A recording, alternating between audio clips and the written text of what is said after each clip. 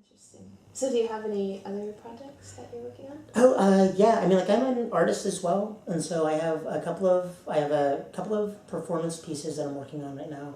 One of them is going to be it's called Cavity Search, and it's a dinner which is 10 courses, all dessert, ranging from savory to sweet, based on my palate.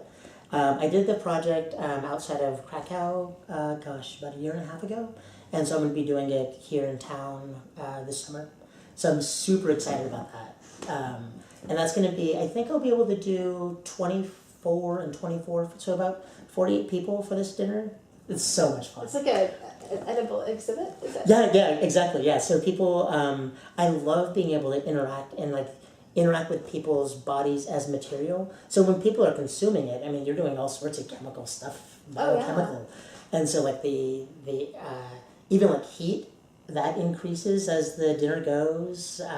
Like people, and they kind of become, they reach their peak or like reach their limit, and that's fun to watch too. So like that's something coming up as far as my own stuff. And then I have a radio show that launches in 2 weeks on X-Ray FM. Oh, cool. It's called Some Lady in New York. It's a project I've been working on, kicking around for about a year. And it was going to start out with a sort of a blog format, just interviews and reviews. This radio show thing happened, and so it was offered to me, and so I couldn't say no to that, because I didn't know when that would happen again. Yeah. And so I'm like, oh, that could be really exciting. So we're going to be doing really just fun format for contemporary art. So we could be like watching some reality TV show and then bringing on some cultural theorists to talk about it.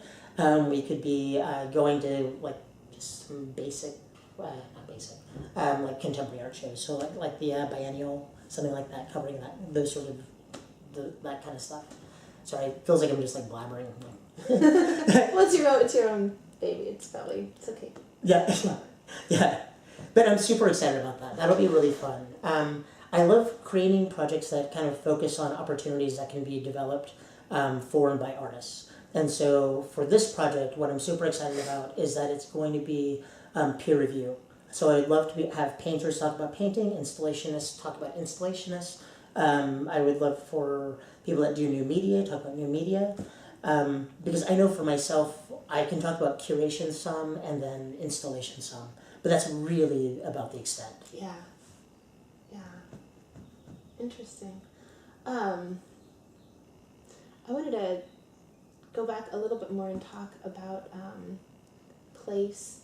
And I know that like the Willamette Week and other places have covered kind of like maybe why it closed and what those reasons were. And I'm not really so interested in talking about that. But I'm curious, just to kind of revisit the subject a little bit in a little bit more depth. Did you select Pioneer Place as a location for the earlier gallery, and was your intention like those kinds of people that are shopping there? Because I mean, it's a fairly high-end mall, and it gets a lot of tourist traffic. Yeah. That's such a different audience than here. Was that a deliberate choice? I think it just landed. And like, what were you hoping would come out of that? What were you kind of thinking was going to happen? I think that initially, because it was just a 2-month project, like when I first started out, it was like a fun. It was an interesting interaction that I couldn't have had any other way. I think that's probably what it was. I mean, it was just ripe.